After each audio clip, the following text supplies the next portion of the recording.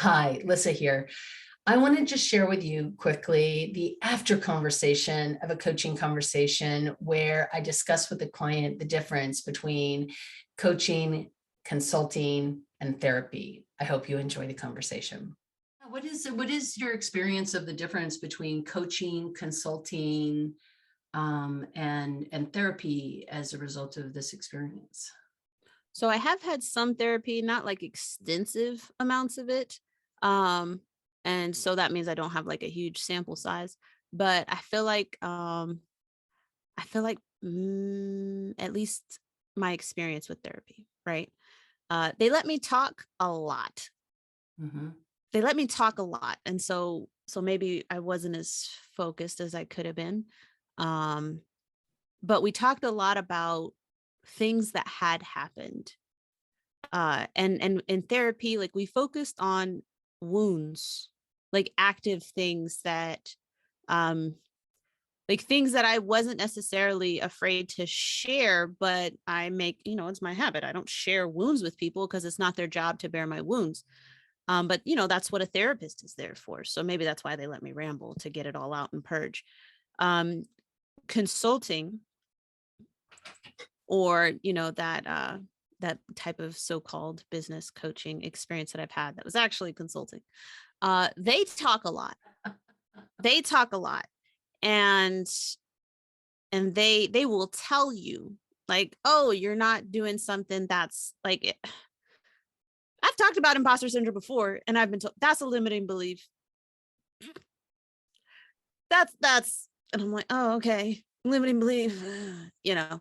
So they What talk a lot and they tell. And they tell, yeah. They And tell. what is the experience of being having the space held in such a way that you get to re-remember what you already know? Yeah, so that experience with you, like actual coaching, I've experienced that with one other person. And it was, you know what? I would compare it to kind of the stillness that we're told to aim for in our like mindfulness and meditation practices. In order to get deep, you need stillness, and not just like traditional quiet, but actual stillness. And so because you're asking me these questions, like I'm focused, and I'm quietly, internally quiet, looking and feeling for an answer. Um that is what I would compare it to, actually, the same type of stillness that I seek when I meditate. That's what we had in between questions and answers. Yeah. I love hearing that because honestly, I think it's in that stillness where you are coming up with your own answers. And it really sits with when we think about coaching from an ICF or an EMCC or a board certified coaching perspective, where you're really have been trained in the holding the space as a coach, is this invitation to the client that you are whole, capable, resourceful, creative, that the answers do live inside of you. And it's different from therapy in the sense of, from a therapeutic perspective, there are wounds, and those wounds often need to be purged, or they also need to have a container put around them that creates a place of safety where a person can go into and come out of the wound so they can find out what they need to either learn from or let go of, right? and Yeah, and it isn't that the past never comes up in coaching, because the past came up in coaching today as you're sure thinking did. about the past when you were successful at starting to do presentations, right? So the past is Mhm. not the problem. Even if a wound shows up, it's not the problem. But from a coaching perspective, I'm not going to focus on what the wound, let's talk more about the wound. What we're going to do is, what is that wound? What did that experience of moving through that wound teach you that you could use to move forward towards what you say is important to you, you, which is easefulness, because Mhm. actions of putting together the presentations and to building the business model, that's all stuff you know how to do, but you can learn. But it is getting through that imposter syndrome and into Yeah. easefulness that is going to be the thing that you are able then to take with you. I'm speaking for you, so please correct any of the things that I just said that don't resonate with you. But I think that's some of the difference between coaching and therapy. No, yeah, that's very spot on for sure. And I think it requires a trust in our clients. As a therapist, I don't know that I think I knew my clients, like I would even say things as a therapist that were like, I'm not an expert in your life. Like, and I genuinely believe that. I'm not an expert in your life. I go home to my own problems. I'm not going to solve for your problems because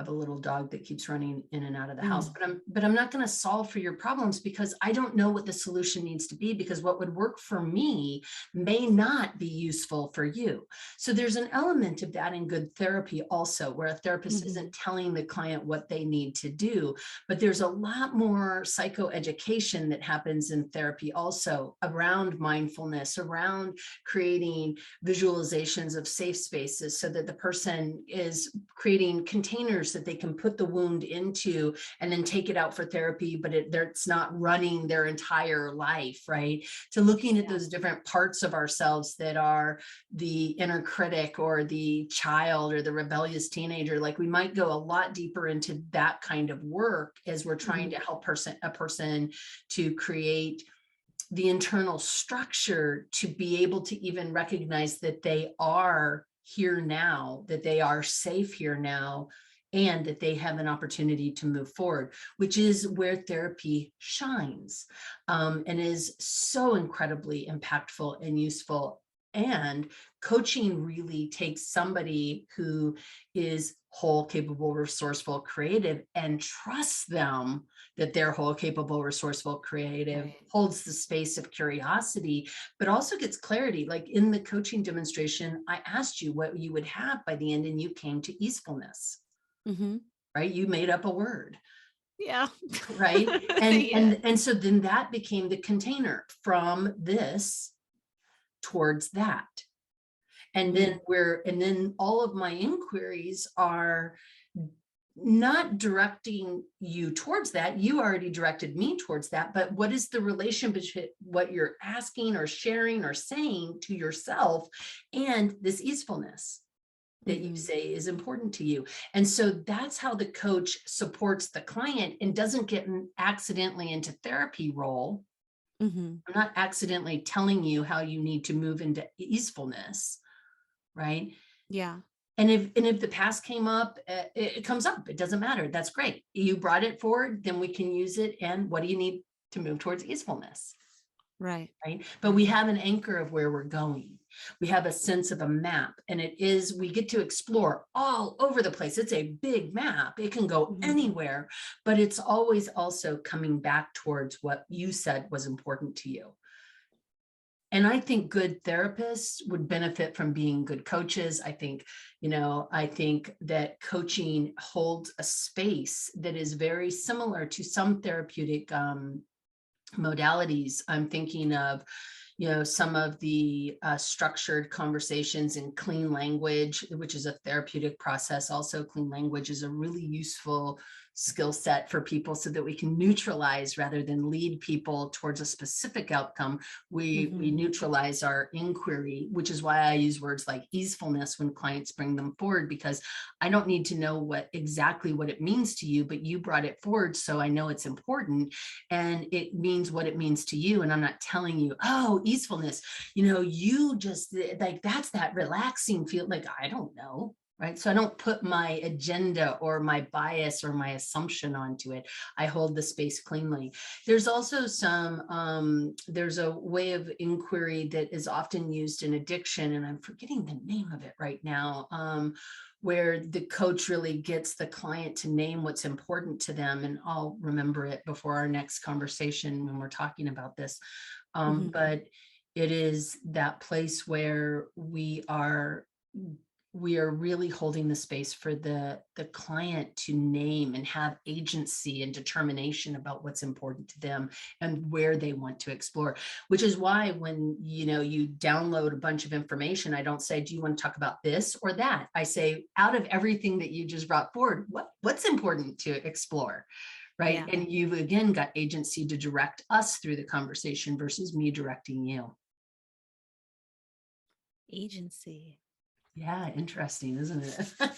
I bring up that concept in, I think, an episode or two in the I'm future. sure there's a podcast for every single one of these ideas. It keeps happening. It keeps happening. And it feels lame almost that I'm like, oh, I have a podcast episode about that. But you know what? That's what the podcast is for. That's So right. it's for everybody else's. I mean, but it's for me too, because I will go back and listen to my own episodes, Yeah. And learn So again from them, because it's like, oh yeah, I remember that. That's awesome. yeah, Writing a book does the same thing, because you're like, oh, I wrote about that. good. Not that I wrote about this, but Yeah. things come up and you're like, wow. So thank you so much today, Ruthie, for this. I appreciate this so much. Thank you. I appreciate it quite a bit as well.